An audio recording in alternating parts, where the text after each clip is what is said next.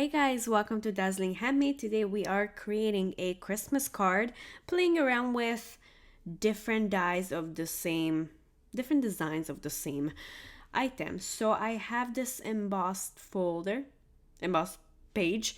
I use this embossing folder, and here I have an example which I keep with each folder to see how the outcome is. And this is the exact size as my cardstock, so it will go right on top of it and cover the whole page. For this, I'm just using a regular glue. There's nothing small details in here, so I don't need to use the one with the metal tip. So whatever, cheap glue you don't mind using a lot of. And what I like to do when it's something like this that I need it to be very laid down, I just mess up the glue on the edge with my finger so it's spread it out very nice and evenly. So when I put it on, nothing sticks out. Perfect. That is done. All right, so I have a few colors here. Christmas trees. I wanted to see the outcome of doing all Christmas trees, but with different design and different colors. And I'll tell you why different colors in a little bit. So in the background, I'm putting the one that has the most paper.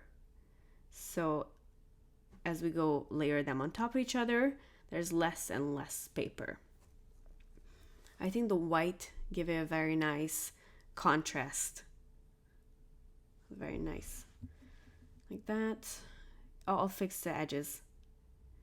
And this one is thinner, so for this one I'm using the art glitter glue, which has the metal tip that can get into the tiniest little details. It's perfect if your die has lace like thin bits, because you can really get in there. And for this one I wanted to make it taller. These designs came out so good together. They're all very different, as you can tell, but if they were the same color, it would look horrible. Everything would just blend in, and it would make no sense why all the trees are different design. But when you play around with it and use different colors, you can create something so beautiful and elegant. See, this is what I meant. You can get really, really into those tiny, tiny details with this. I love it. Right on top. So as we layered them, the trees became thinner and less paper. This one was a little bit hard. And then on top, for a little bedazzle, I'm using a gold glitter paper for my bird. And the same glue. I love how this turned out. It's so elegant and so simple, yet beautiful. We need a little sentiment for this, but as is, it's still beautiful. So I have this other stamp set that just happened to have one that fits perfectly right here, but it's a little crooked.